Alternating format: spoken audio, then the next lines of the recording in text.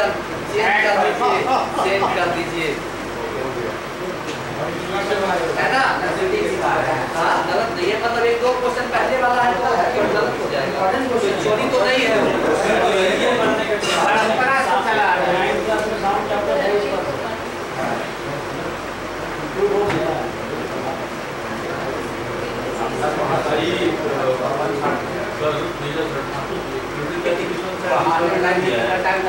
Classification हटा दिया है सर। देखा जाए मेरे पास ऑफिस के द्वारा, स्कूल ऑफिस के द्वारा जो सिलेबस आया है उसमें चैप्टर नंबर 5 केमिस्ट्री का नहीं पढ़ना है, 10th क्लास का, periodic classification of elements office. लेकिन मैं इस बार ऑफिस के द्वारा जो मुझे भेजा गया, मैंने जाकर पूछा भी कि क्या ये इसी साल का है, तो उन्होंने एकदम जोर देकर कहा कि हाँ ये इसी साल का है। सर अभी कैसे बोला कि खाली 19-20 क्या है सर? इसमें क्या है? हम तो ये समझ में एनर्जी हम आज से कुछ भी नहीं करते सर, पर्सनली बताते हैं कौन हटाया गया, कौन जोड़ा गया, बच्चा पढ़ाने में तो सब पढ़ाई। आप पर्टिकुलरली नहीं करते हो, अलग बात है। आप आपके पास भी सीबीएसई का वेबसाइट है ना सर, ये है कि नहीं पहले बताइए। दुनिया में खाली यही है, हम कोई बात पर ट्विस्ट क्यों करते हैं? तो हम सीबीएसई को एज ए कोऑर्डिनेटर जब आपसे सूचना देता है तो मैसेज दीजिए। हम आपको भेजे थे ना, आप पढ़े ना, वो भेजे थे नहीं भेजे, वो तो हम पढ़े हैं, तो पढ़े बता दीजिए। देखिए मेरे पास जो इंफॉर्मेशन है मैंने ऑफिस से जाके पूछा, अब ये सही है या गलत इस पर आपको सोचना है। लेकिन मेरे पास जो आया है उसमें 5वां चैप्टर, 5th चैप्टर डिलीटेड है क्लास 10 का, और बायोलॉजी में भी बहुत सारा टॉपिक डिलीटेड है। बायोलॉजी में भी बहुत सारा टॉपिक 9th क्लास में डिलीटेड है, 10th क्लास में भी डिलीटेड है। फिजिक्स का मैंने ध्यान नहीं दिया है क्योंकि फिजिक्स में जनरेटर नहीं पढ़ना सर को मैंने सिखाया था, फिजिक्स पे मैं ध्यान नहीं दिया। लेकिन केमिस्ट्री में मैंने देखा, बायोलॉजी में मैंने देखा डिलीटेड पोर्शंस है। इस बार के टॉपिक में भी ये डिलीटेड है। अब ये जानकारी कहाँ तक सही है ये हम लोग को पता लगा। फाइनल एग्जाम के लिए सबको हटाया है, बाकी के सिलेबस में वो है। इंटरनल के लिए वो तो पिछला बार भी था, पिछला बार भी था, इंटरनल में सब रहेगा।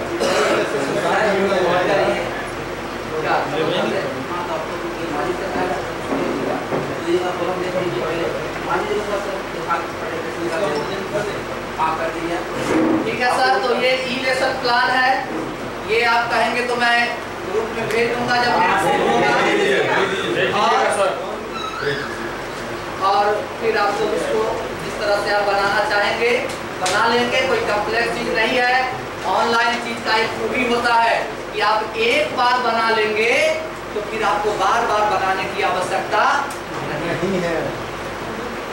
दूसरी बात, एक बात और याद रखिए इस वर्कशॉप के दौरान, remember one more thing, don't you or I should not have the inferiority complex।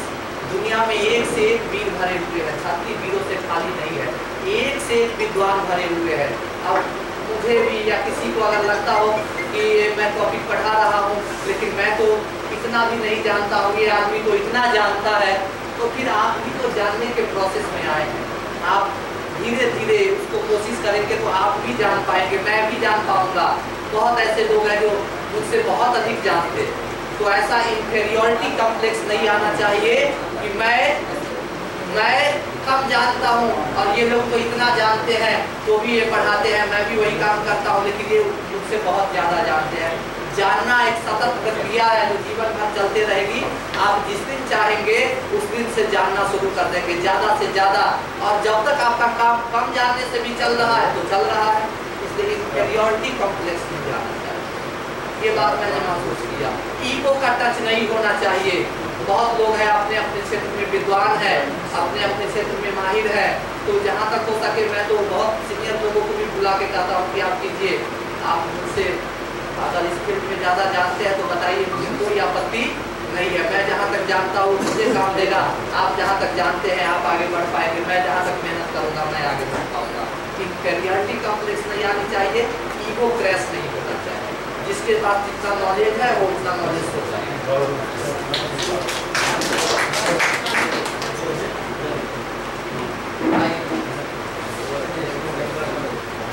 अब इसको कट कर दे सर, तो भेज दीजिए।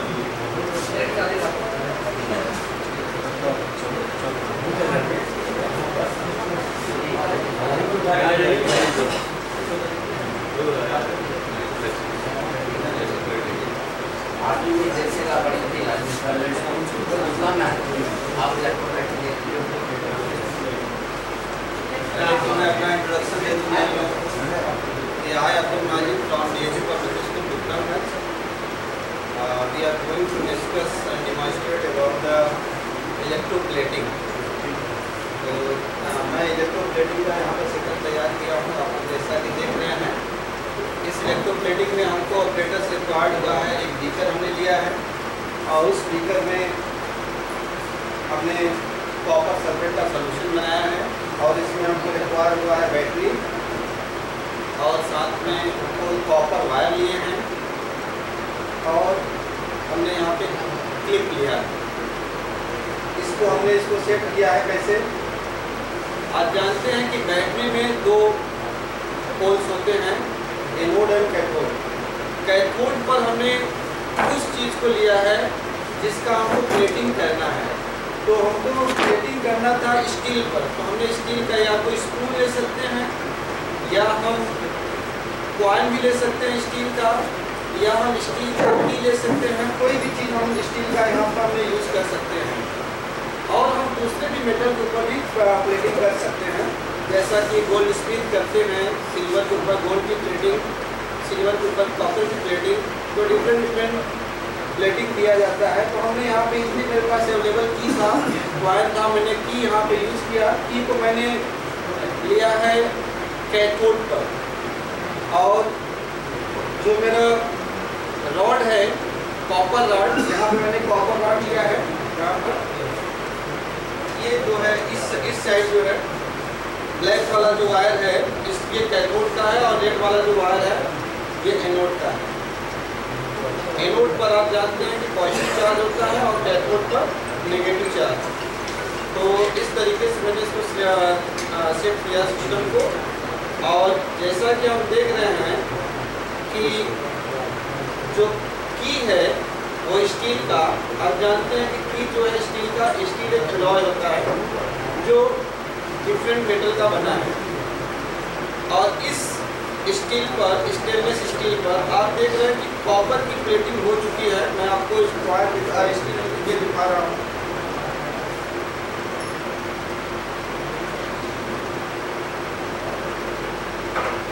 आप ये देख सकते हैं फ्राई कर आप देख सकते हैं कि यहाँ पर कॉपर की प्लेटिंग हो चुकी है पूरी तरीके से। जब ये ड्राई होगी तो वेटिंग करना, अभी तो इसे फ्राई कर सकता है। हाँ, ये जब पूरी तरीके से वेट हो जाएगा, ड्राई हो जाएगा, तब इसको फ्राई नहीं पूरी तरीके से अभी तो न्यू कॉल है। तो यहाँ पे आप देखिए कि स्टील पर ब्राउन लेयर आ गया है और ये कॉपर की प्लेटिंग फिर से आप कर सकते हैं। एक कॉइन पर हम लगा के दिखा रहे हैं अभी। तो यहाँ पे हमने इलेक्ट्रोप्लेटिंग यहाँ पर हो गया है, आप देख सकते हैं ब्राउन लेयर।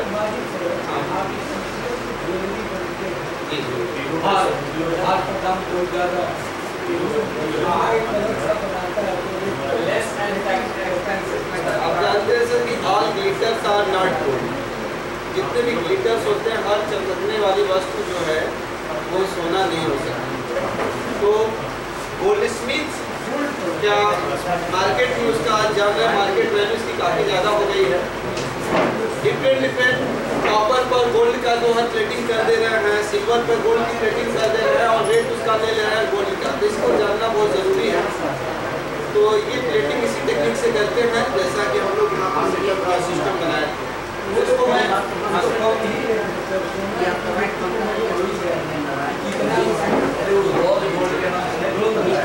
गोल्ड के ऊपर कॉपर के ऊपर गोल्ड का इसको मैं एक सर यहाँ पे पॉइंट लगा कर देख ले रहा हूँ आप लोगों के साथ।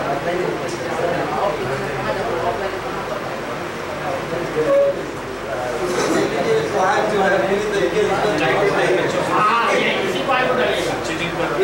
पूरी तरीके से आप देख रहे हैं स्टील का ही है, इसमें कोई किसी प्रकार का ब्राउन लेयर नहीं लगा।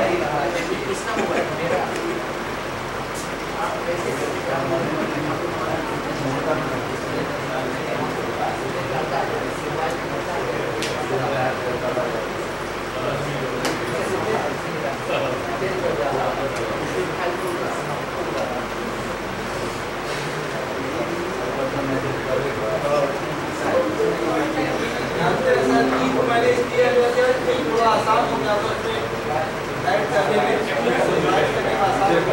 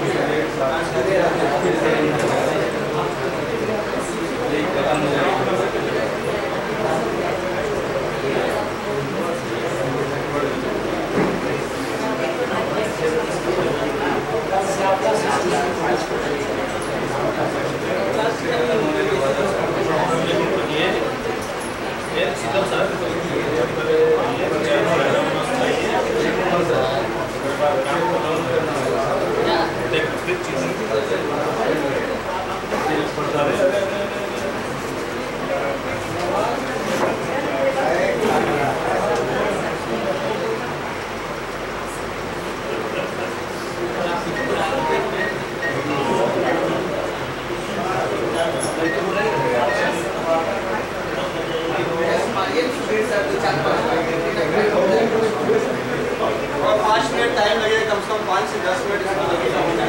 इसको मैं समझा दे रहा हूँ।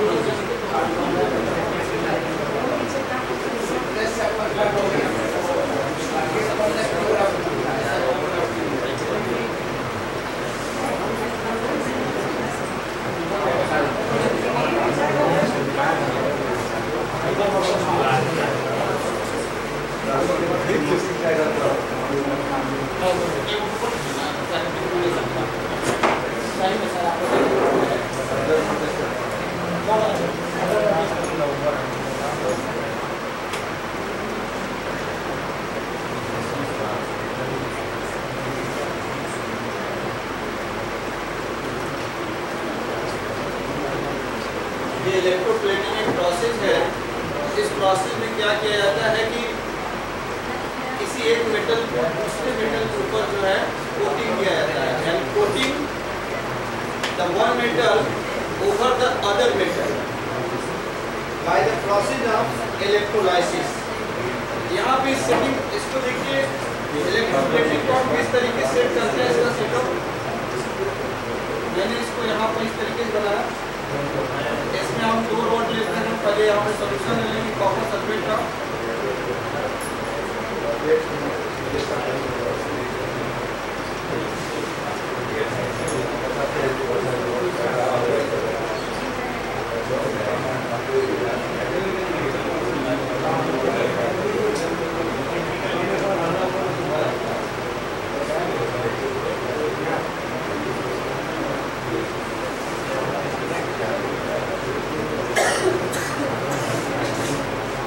इस तरीके से इसको हमने कनेक्ट कर दिया।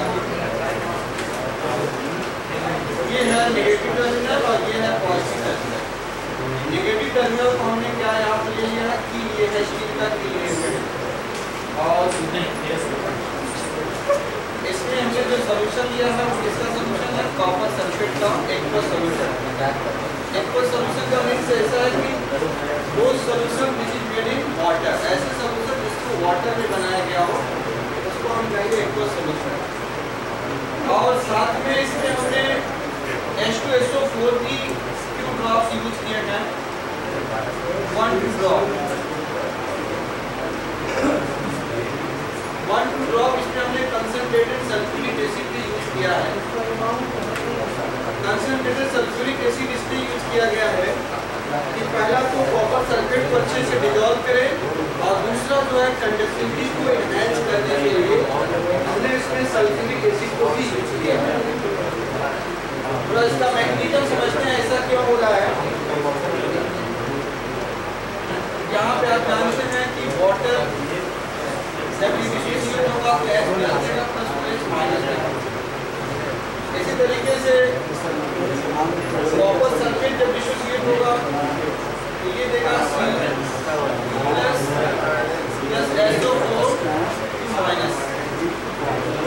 जैसा कि कल आप लोग mass level to molecular level आपने केमिस्ट्री पढ़ा था, आपने उसी तरीके से मैं भी बता रहा हूँ। और सल्फ्यूरिक एसिड को आप देखेंगे H2SO4 जो डिसोसिएट होगा तो 2H प्लस SO4 माइनस देगा। तो यहाँ पे आप देख रहे हैं कि पॉजिटिव चार्ज वाला ये है सब, ये पॉजिटिव वाला चार्ज वाला है। तो पॉजिटिव वाला किधर पास क्या आएगा?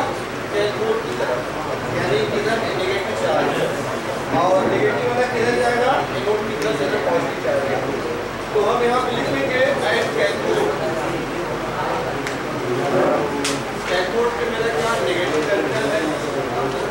यहाँ पर हम देख रहे हैं कैथोड पर Cu plus copper, Cu plus, इसका मीन्स है कि यहाँ पर ये कॉपर ऑलरेडी जो है ऑक्सीडाइज है, लेकिन ये इस पर जब डिपॉजिट होगा तो यहाँ से इलेक्ट्रॉन लेगा, और कितना इलेक्ट्रॉन लेगा? 2 इलेक्ट्रॉन लेगा, और ये इसमें रिड्यूस हो जाएगा, बन जाएगा कॉपर। यानी कैथोड पर क्या होगा? रिडक्शन।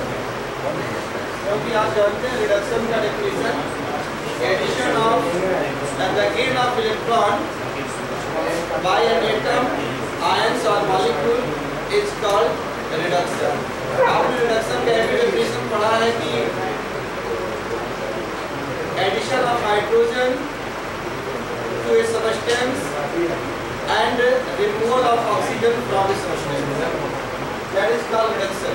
तो यहाँ पर आप देखिए कॉपर जो कैथोड है, कैथोड पर क्या हो रहा है? रिडक्शन हो रहा है।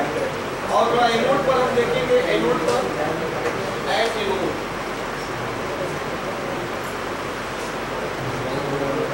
एनोड पर हम देखेंगे यहाँ पर जब डिसोसिएट हुआ था तो ये Cu2 प्लस और SO4 माइनस दिया था। तो इसका मीन्स है कि ये ऑक्सीडाइज होगा यहाँ पर तो ये निकलेगा यहाँ से 2 इलेक्ट्रॉन और बन जाएगा Cu2 प्लस, और इसको हम कहेंगे ऑक्सीडेशन। तो इस तरीके से हमने यहाँ पर समझ के ऑक्सीडेशन और रिडक्शन को।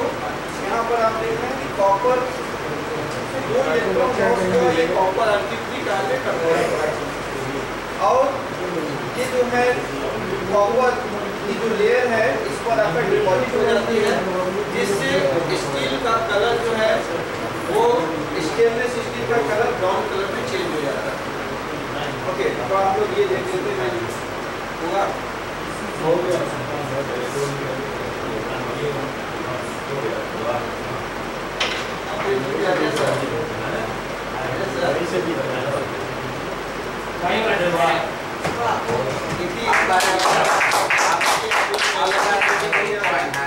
आप पूछ रहे हैं वही पॉइंट है, मैं क्या पॉइंट बदल दिए क्या?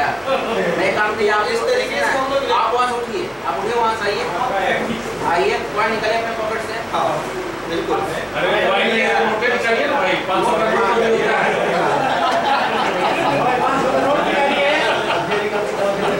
आप खुद भी जाए, खुद कीजिए आप। सर हो जाएगा।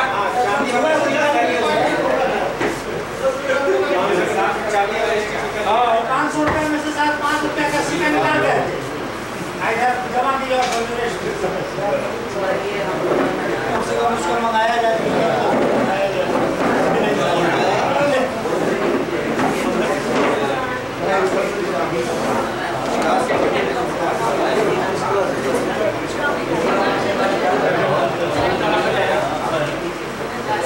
आपका ऐसे नहीं होगा, जब तक 500 का नोट नहीं डालिएगा उसमें नहीं होगा। अब हम लोग सर दूसरा एक्सपेरिमेंट देखेंगे, ये कंप्लीट दूसरा एक्सपेरिमेंट देखेंगे।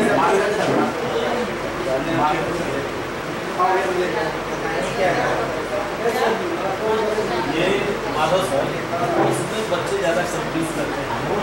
मान लीजिए लेट में है कि स्टील स्पून को लीवर से प्लेटिंग करना है ना, जब उसमें बच्चे कहा करते हैं कि इसका सॉल्यूशन लेना चाहिए इसको एनकोड और इसको इसी में ज़्यादा एनकोड लेंगे उसी का शॉर्ट सॉल्यूशन ना इसको जब डिलीट कर दिया वो भी water soluble solve silver chloride लिखना सिल्वर क्लोराइड कॉनिक नहीं बोलता सिल्वर सल्फेट ले लो सल्फेट अभी तो हम लोग इलेक्ट्रोप्लेटिंग देखिए हैं सेकंड एक्सपेरिमेंट थोड़ा देख लेते हैं इसको आप लोग पोटेशियम परमैंगनेट एसिडिक ना हो गया नाइट्रिक एसिड का एक्सपेरिमेंट कल ऑलरेडी कर चुके थे लास्ट में कौन सा है कैरेक्टरिस्टिक्स ऑफ केमिकल रिएक्शन। देखिए भाई बहुत अच्छा केमिकल रिएक्शन है, ध्यान दीजिए। तो इसको देखा ना sir, characteristics of chemical reaction class 10 में पढ़ना है, जिसमें आप जानते हैं 5 कैरेक्टरिस्टिक्स मेनली है और भी कैरेक्टरिस्टिक्स हैं। उसमें एक कैरेक्टरिस्टिक्स है ऐसा change in colour, change in colour. तो आप देख रहे हैं पोटेशियम परमैंगनेट का कलर डार्क पिंक या इसको हम पर्पल कलर भी कह सकते हैं, ठीक है।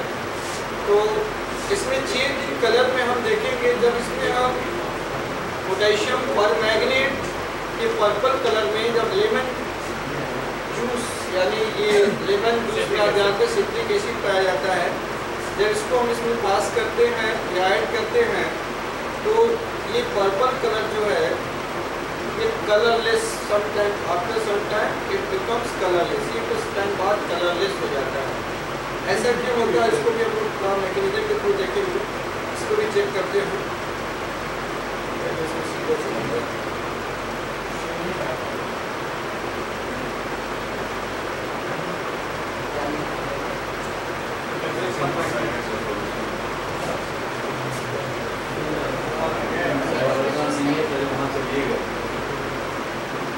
भरोसा नहीं है वक्त क्वेश्चन होता है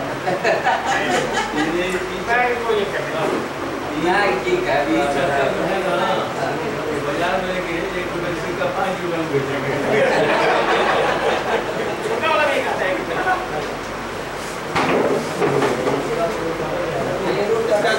देखिए धीरे धीरे चेंज होना शुरू हो गया, पहले ऑरेंज कलर में चेंज हुआ, अब एक समय आएगा कि कलरलेस हो जाएगा। इसको हम सेट कर देते हैं अच्छे से, दिखाइएगा कैसा होगा। आपके सामने सर अभी पर्पल से जो है ऑरेंज कलर में हुआ, कुछ टाइम बाद जो है ये कलरलेस हो जाएगा। कल माधव सर ने बड़ा अच्छा एक्सप्लेन किया था कि कलर क्यों चेंज होते हैं। आज मिश्रा सर ने भी बताया कि कलर क्यों चेंज होते हैं, due to the change of क्या, आप लोग बताइए। मिश्रा सर आज बताए हैं और माधव सर कल बहुत अच्छे से बताए थे कि कलर क्यों चेंज होता है, due to the change of oxidation state. Guys protect now. अब इसको इम्प्लीमेंट करना है क्लास में।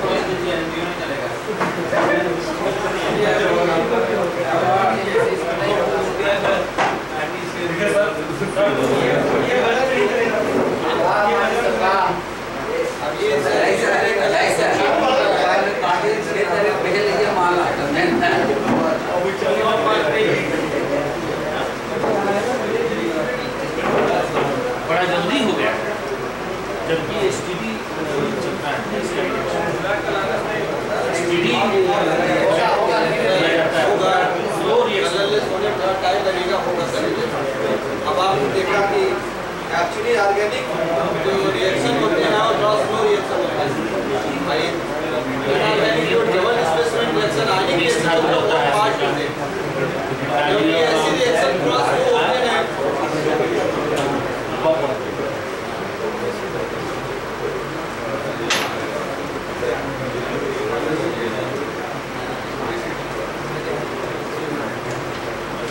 मैं इसका रिएक्शन लिखता हूँ, धीरे धीरे सब रखते हैं, हो जाएगा।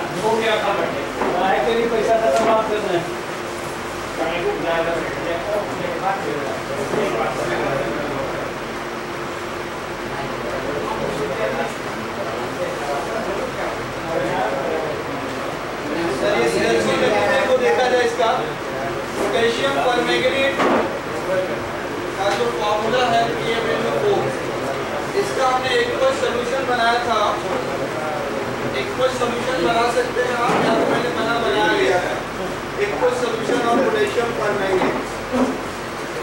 इसमें हमने यूज किया था lemon juice. Lemon juice consist of citric acid. Lemon juice में सिट्रिक एसिड पाया जाता है, इसका फॉर्मूला होता है C6H8O7। Potassium permanganate KMnO4। Lemon juice का में सिट्रिक एसिड होता है, इसका फॉर्मूला C6H8O7। सिट्रिक एसिड जो विटामिन सी का सोर्स होता है, C6H8O7। ये भी कार्बोक्सिलिक एसिड ग्रुप का कंपाउंड है सर। जब इसका हम रिएक्शन कराते हैं तो प्रोडक्ट बनता है HNO4 प्लस C6H5K3O7। ये रिएक्शन जो हुआ है पोटेशियम परमैंगनेट, कल आपने मास लेवल मॉलिक्यूलर लेवल पढ़े थे, उसको मैं उतना डिटेल में नहीं जा रहा हूं, मैं डायरेक्ट इसको बता रहा हूं। तो इसको देखा जाए सर, पोटेशियम परमैंगनेट का एक्वल सॉल्यूशन और सिट्रिक एसिड का रिएक्शन कराने पे यहां पर बना परमैंगनिक एसिड। परमैंगनिक एसिड एक्चुअली सर इसका जो यहां पर और ये जो बना यहां पर पोटेशियम सिट्रेट, ये हुआ कैसे आपको बता रहा हूं। यहाँ पे इसका ऑक्सीडेशन नंबर जो होता है वो +7 होता है, और इसका जो ऑक्सीडेशन नंबर होता है Mn का यहाँ +5 होता है। इसलिए यहाँ +7 है, ये +5 है। ये थोड़ा सा पेरोक्साइड बना लेता है, इसकी वजह से इसका ऑक्सीडेशन नंबर चेंज हो जाता है। तो +7 से +5 ऑक्सीडेशन नंबर में ये चेंज हुआ, यानी रिड्यूस हो रहा है। एक तरीके से हम कह सकते हैं पोटेशियम परमैंगनेट एक स्ट्रॉन्ग ऑक्सीडाइजिंग एजेंट, एक स्ट्रॉन्ग ऑक्सीडाइजिंग एजेंट होता है पोटेशियम परमैंगनेट। इसकी वजह से स्ट्रॉन्ग ऑक्सीडाइजिंग एजेंट तो ये इसको तो ऑक्सीडाइज किया, लेकिन अपने आप को क्या कर लिया, रिड्यूस कर लिया। ऑक्सीडाइजिंग एजेंट का मीन्स होता है कि those species which oxidize to other but itself get reduced, जो अपने आप को रिड्यूस कर ले और दूसरे को ऑक्सीडाइज कर दे, उसको कहते हैं ऑक्सीडाइजिंग एजेंट। तो यहाँ पर पोटेशियम परमैंगनेट जो है स्ट्रॉन्ग ऑक्सीडाइजिंग एजेंट का काम कर रहा है। और ये जो इसका कलर हमने देखा था पर्पल कलर, ये पर्पल कलर से चेंज हो गया, जिसमें देखिए सर अब चेंज हो रहा है, कलरलेस धीरे धीरे कलरलेस की तरफ जा रहा है। ये पहले देखे थे आप डार्क पिंक या पर्पल कलर था, फिर ये ऑरेंज कलर में चेंज हुआ, और ये कुछ समय बाद जो है कलरलेस हो जाएगा। अब इसका क्रॉसफुल रिएक्शन है, ये ऑरेंज कंसंट्रेशन को बढ़ा दिया जाए तो कंसंट्रेशन से बढ़ाए तो फास्ट हो जाएगा। जल्दी से